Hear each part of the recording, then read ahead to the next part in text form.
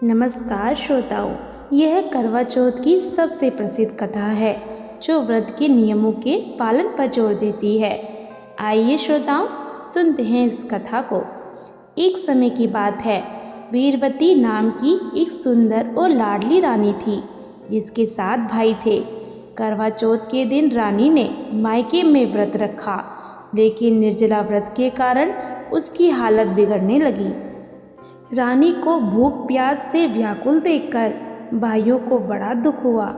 भाई अपनी बहन की हालत देख नहीं पाए और उन्होंने मिलकर एक चाल चली। उन्होंने दूर पीपल के पेड़ पर एक छलनी में दीपक जलाकर रानी से कहा कि चांद निकल आया है। रानी ने इसे सच मानकर अर्घ दिया और अपना व्रत खोल दिया। जैसे ही रानी ने भोजन का पहला कोड़ लिया, उसे अशुभ समाचार मिला। उसके पति की तबीयत बहुत बिगड़ गई है। जब वह अपने पति से मिलने पहुंची तो राजा मृत अवस्था में पाए गए। रानी वीरवती फूट फूट कर रोई और विलाप करने लगी। देवी इंद्राणी उसके पास आई और उससे यह गलती पूछी। तब रानी ने पूरी घटना बताई। देवी इंद्राणी ने रानी को बताया कि तुमने छल से व्रत तोड़ा है, इसलिए यह विपत्ति आई है।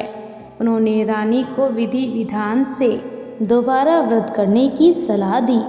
रानी ने अगले वर्ष पूरी श्रद्धा के साथ व्रत रखा और माता करवा से अपने पति के जीवन की कामना की। उसकी भक्ति और तपस्या से प्रसन्न होकर यमराज ने राजा को जीवन दान दिया। इस प्रकार वीरवती को उसका सुहाग वापस मिल गया। चलिए श्रोताओं, अब दूसरी कथा का श्रवण करते हैं। यह कथा व्रत के महत्व को समझाती है। तो चलिए माता रानी की कथा शुरू करते हैं। प्राचीन समय में करवा नाम की एक पतिव्रता स्त्री थी जो अपने पति से बहुत प्रेम करती थी। वह एक नदी के किनारे अपने पति के साथ रहती थी।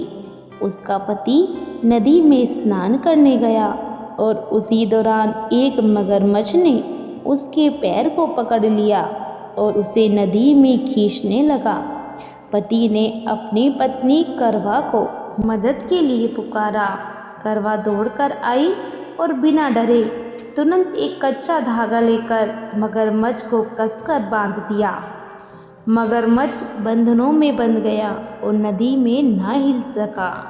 करवा ने सीधे धर्मराज से गुहार लगाई और कहा, हे धर्मराज, मगरमच्छ मेरे पति को खींच रहा है।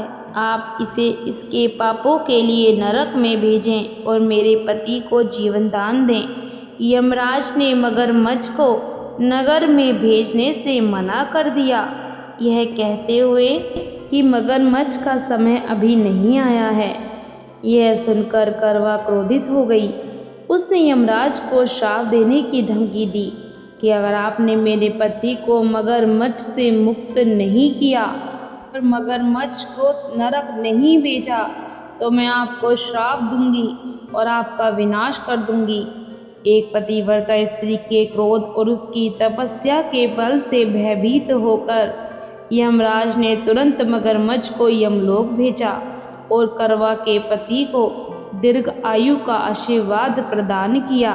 उन्होंने करवा को भी आशीर्वाद दिया, जो भी स्त्री इस दिन तुम्हारा स्मरण कर व्रत रखेगी उसके सुहाग की तुम स्वयं रक्षा करोगी। यह कथा दर्शाती है कि सच्चे प्रेम और पतिव्रता धर्म में इतनी शक्ति होती है कि वह मृत्यु के देवता को भी चुनौती दे सकती है और अपने प्रियजन की रक्षा कर सकती है। करवा के बलिदान और संकल्प के कारण भी आज भी विवाहित स्त्रियां करवा माता को पूजती हैं। बोलिए करवा मैया की जय। कमेंट बॉक्स में जय करवा माता अवश्य लिखें।